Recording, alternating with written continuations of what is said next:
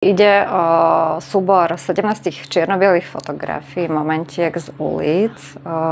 Je to fotené v uliciach rôznych miest alebo dedín, aj na Slovensku, aj v zahraničí, v Európe alebo v Gruzínsku.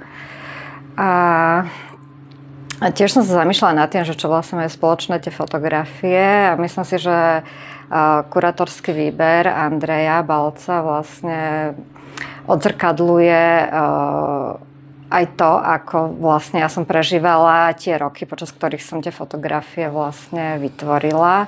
A to bolo posledných 4 až 5 rokov.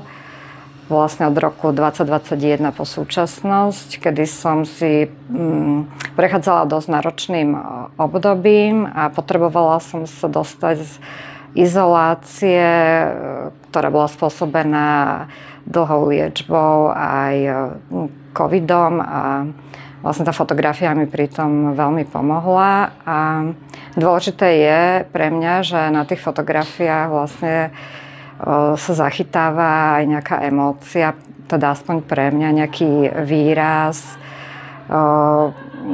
nejaké detaily, ktoré sú pre mňa dôležité, ako mreže alebo zničená ulica, zničené ošarpané steny alebo proste nejaký nepokoj v tých fotografiách.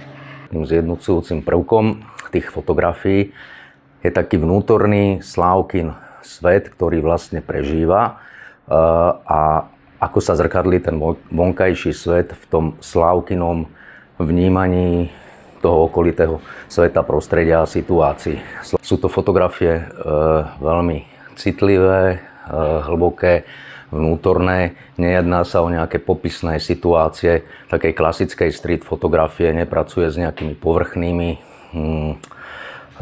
klišé postupmi, nehrá sa na nejaké prvoplánové rytmy alebo také tie základné veci, ktoré sa častokrát objavujú v tej bežnej street fotografii, ale naozaj ide o fotografiu hlboko prežitú a veľmi, veľmi vnútornú a myslím si, že ide po tej podstate toho bytia.